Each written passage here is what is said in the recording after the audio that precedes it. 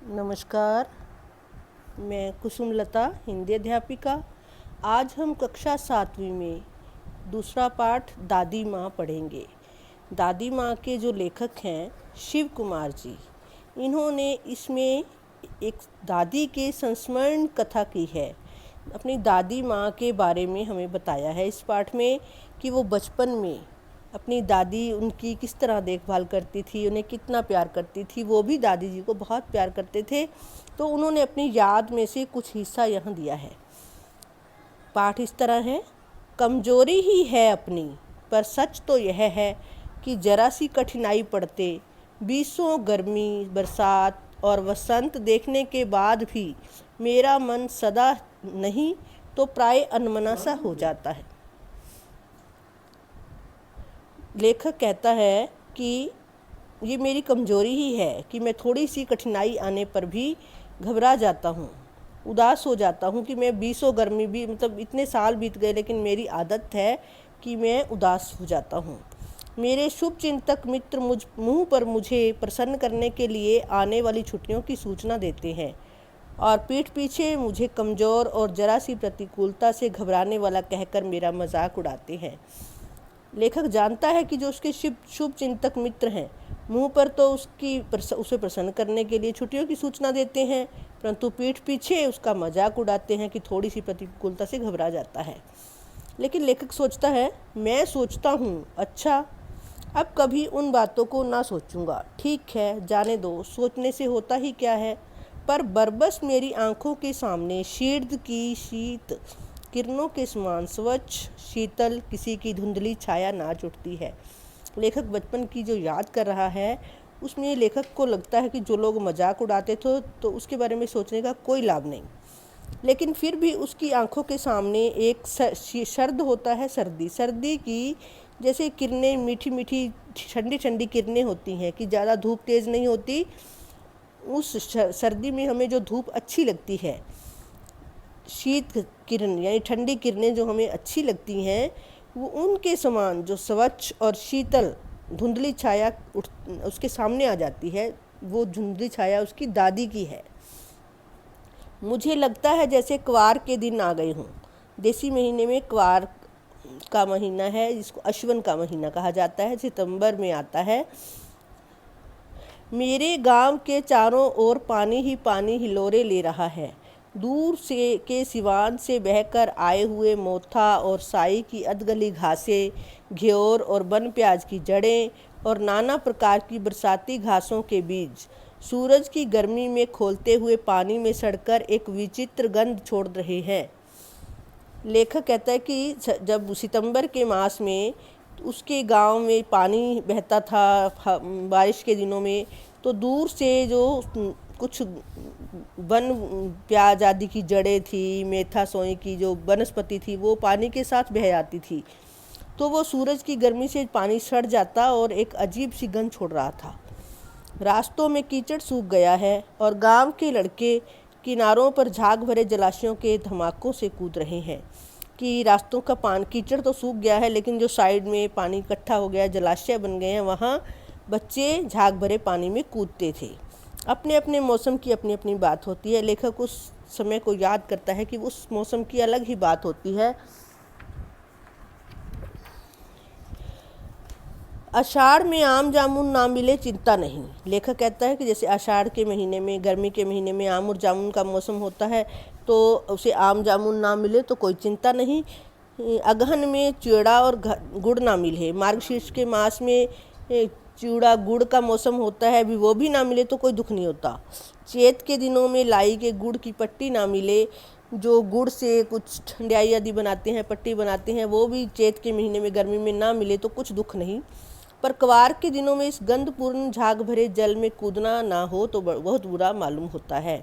लेखक बचपन की याद करते हुए कहता है कि क्वार के दिनों में, अश्वन के महीने में अगर उस गंध भरे झाग भरे जल में कूदना ना मिले तो बहुत गुस्सा आता है, बहुत बुरा लगता है। मैं भीतर हुड़क रहा था।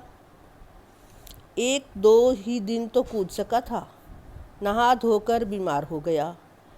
हल्की बीमारी ना जाने क्यों मुझे अच्छी लगती है।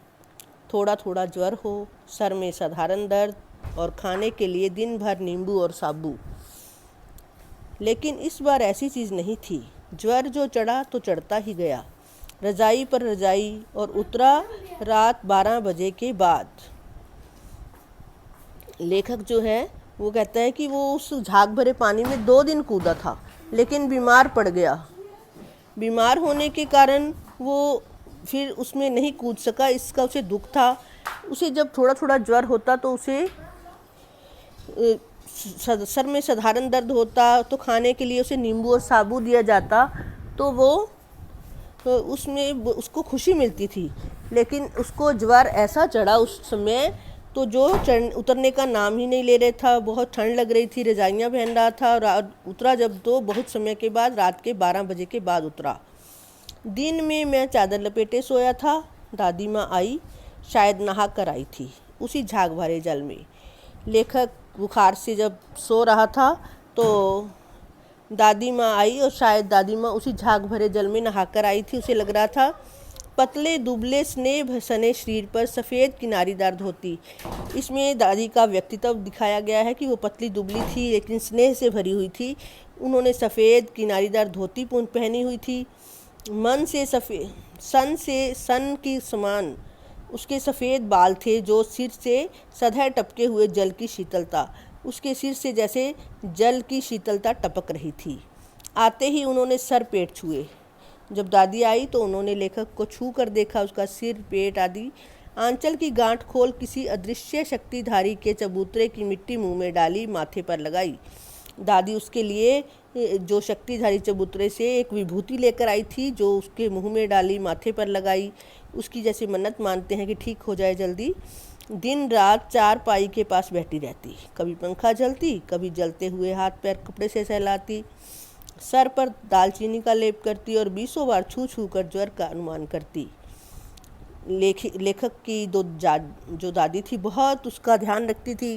वो बुखार के समय उसके पास ही बैठी रहती थी, उसे हवा करती, कभी कभी उसको कपड़े से सहलाती, उसे दालचीनी का लेप करती और बार बार उसके छू कर उसके ज्वर का अनुमान करती थी। हांडी में पानी आया कि नहीं, उसे पीपल की छाल से छोंका कि नहीं, खिचड़ी में मूंग की दाल एकदम मिल तो गई है, कोई बीमार के घर में सीधे बाहर से आकर तो नहीं चला गया, आदि लाखों प्रश्न पूछ पूछ कर घर वालों को परेशान कर देती। लेखक याद करता है कि दादी उस समय उसकी इतनी चिंता करती थी कि सारे घर वालों से तरह तरह के प्रश्न पूछ पूछ कर परेशान करती थी कि उसके लिए पानी, जो छोंके हुआ पानी है वो है या नहीं, खिचड़ी में जो मूंग की दाल है वो भी सही मिली है, बाहर से कोई घर में तो नहीं आ गया। ऐसे प्रश्न पूछ पूछ कर घर वालों को भी परेशान करती थी। दादी माँ को गंवई गांव की 50 किस्म की दवाओं के नाम याद थे। जो गांव के नुस्खे होते हैं वो कई दादी को ज़बानी याद थे।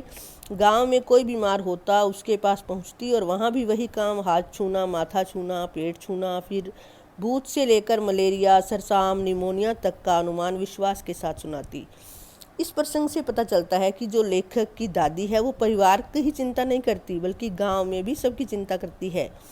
वो गांव में जब भी किसी को बीमारी होती, कुछ होता, तो वो उसके पास जाकर उसे छू कर देख कर उसकी बीमारी का अनुमान सहज ही लगा लेती थी।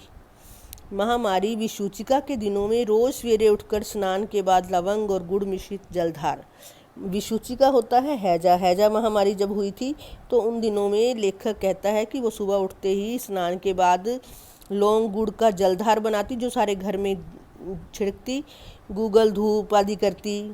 सफाई कोई उनसे सीखे, सफाई का पूरा ध्यान रखती थी। दवा में देर होती, मिश्री या शहद खत्म हो जाता, चादर या गिलाफ नहीं बदले तो वे जैसे पागल हो जाती। बुखार तो ये बात लेखक ने कहा है कि उसका किसी तरह जो दादी ध्यान रखती थी बहुत ज़्यादा, उसकी मतलब कोई भी बात नहीं थी जो उसे ध्यान ना रखती।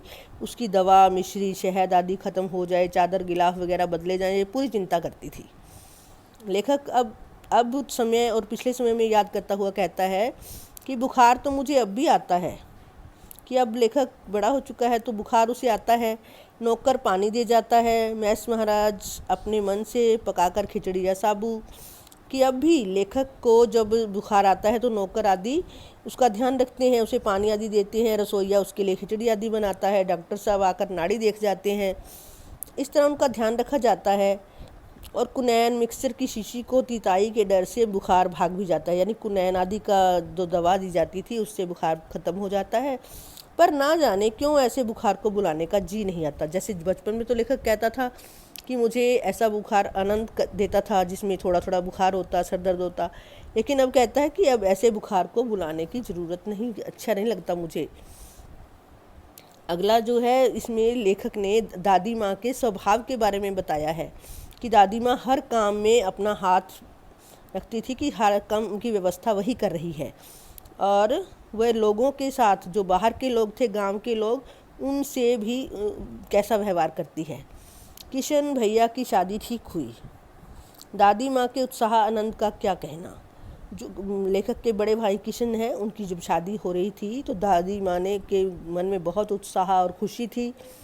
दिन भर गायब रहती, सारा घर जैसे उन्होंने सर पर उठा लिया हो। पड़ोसी ने आती, बहुत बुलाने पर दादी माँ आती, बहन बुरा ना मानना।